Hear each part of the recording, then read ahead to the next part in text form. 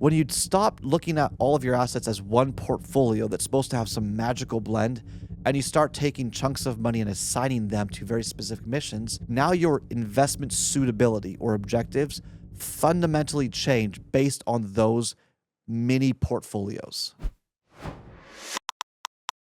Welcome to the Retire on Time podcast. I'm Mike Decker with David Franson. This show is all about the nitty gritty. Text your questions to 913-363-1234, and we'll dive into the details as we expand on the retirement questions that you provide to us.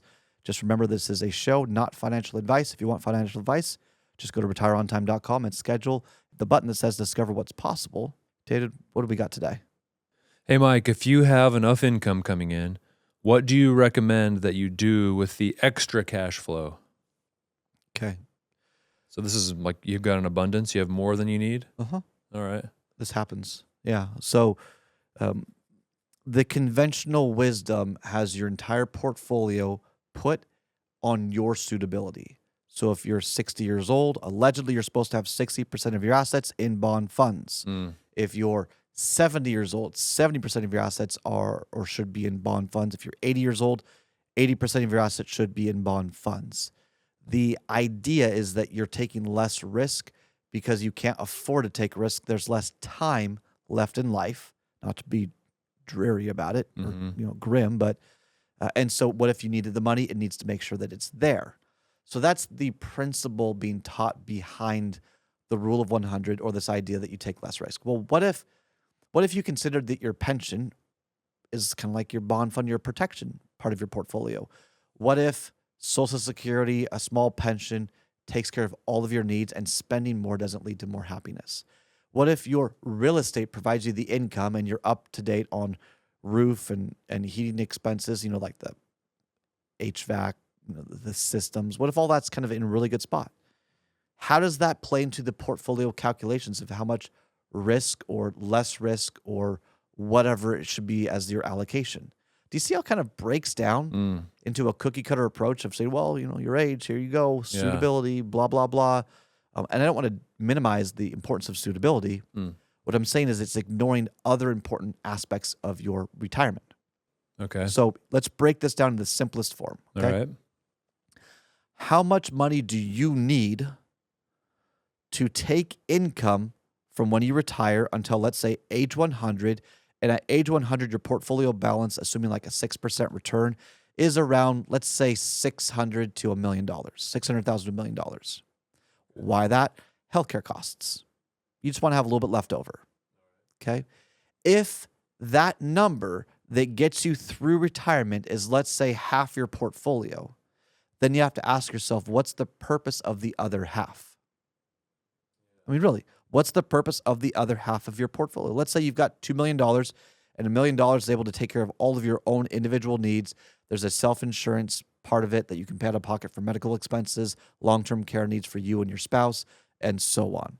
And you have this other $1 million that you don't really need. Yeah, that's a good problem to have. I see this all the time. Oh. Their plans built around their IRA assets, minimizing their IRA, spending down their IRA, so RMDs are not an issue. It's all focused on the IRA, and it's like the Roth and the brokerage account are just for legacy purposes.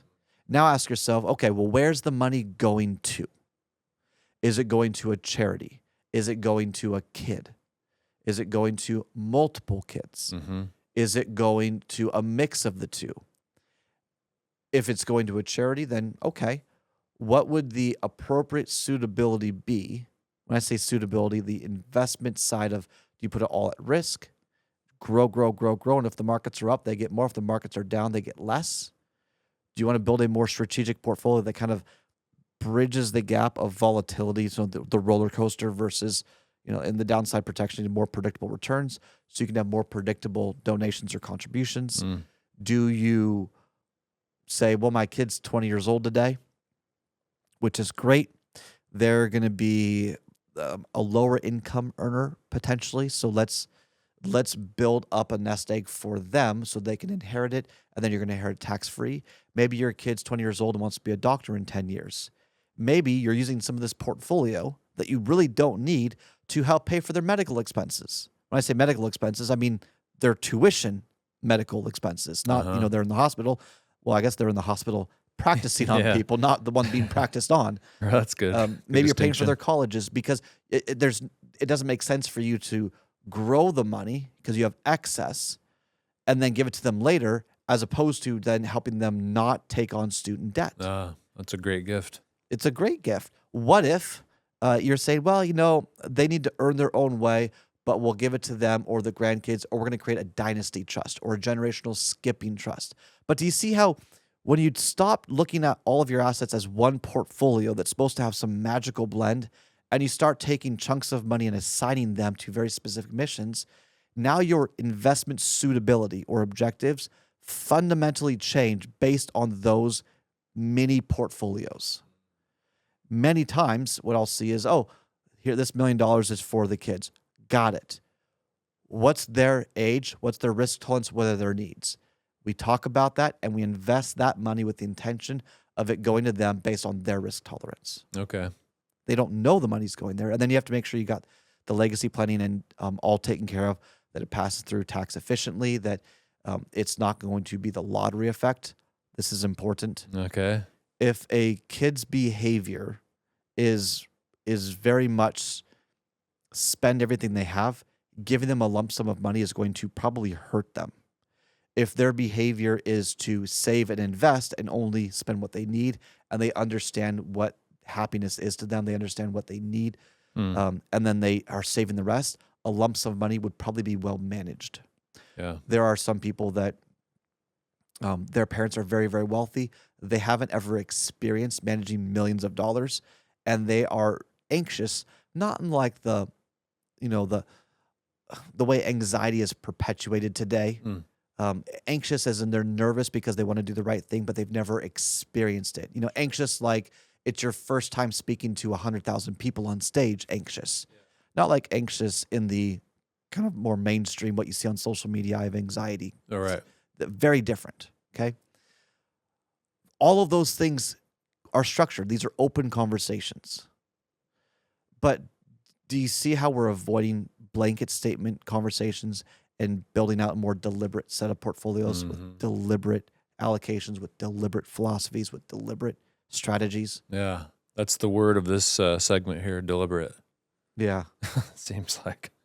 Yeah. So extra cash flow. So this seems like it's your overall plan and legacy, extra cash flow.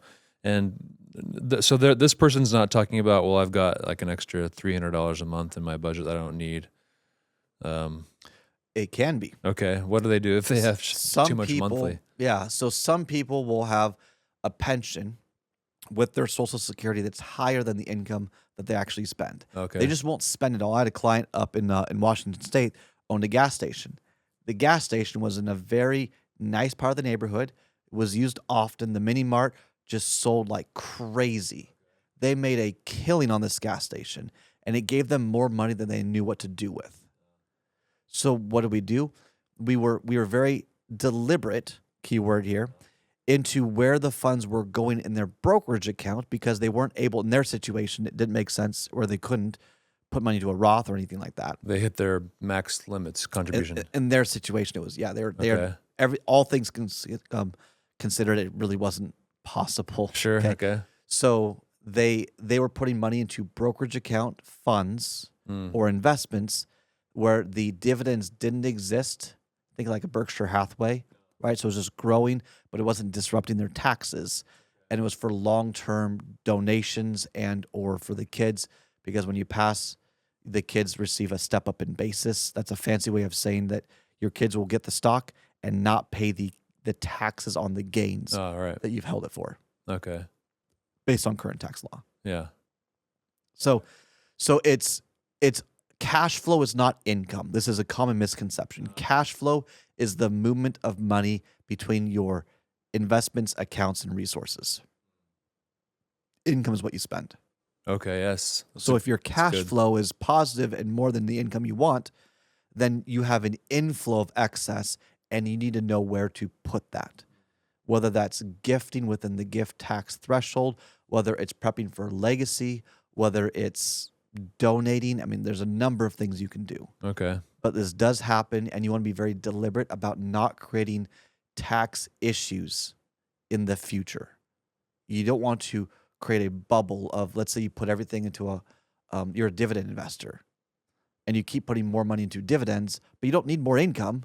Yet the dividends are paying you a tax, an income tax, right? So ordinary dividends are taxed as ordinary income. So that just increases your tax brackets, your tax thresholds, you're paying more in taxes. It's an inefficiency.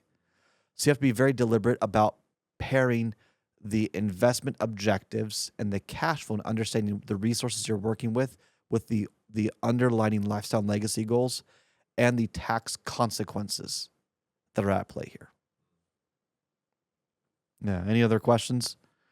No. I know this is wild, but it's these are things to think about. Yes, there's a lot to think about. There's a changing world out there. There's different dynamics. There's a market that just keeps going up and up and up, and when's it going to stop going up? So many things to think about. So I like that we've landed on being deliberate in all of our And that moves. you're different. Yeah. We Your can't have a blanket. situation is different than someone else's. So don't take the oversimplified advice or Yeah. the general rule of thumb. Everyone understand the principle being taught and then understand when and how to apply it to your specific situation and your specific goals. Because not everybody owns a gas station that's No. well placed. No. Yeah. All right. Thanks for tuning in to the show. If you enjoyed it, make sure to like and subscribe. Also, make sure you tell your friends about the show. That's the bigger the show gets, the more resources we can put out there on retireontime.com to help you prepare to retire on time. As always, text your questions to 913-363-1234, and we'll feature them on the show. If you want individual help, you can always go to retireontime.com and click the button that says Discover What's Possible to chat with one of our advisors here at Kedrick Wealth. We are a flat fee office, which means we don't charge you 1% on your assets. It's just you pay for the service that you get, whether it's a one-time plan or an ongoing relationship. You can find more about that by going to retireontime.com.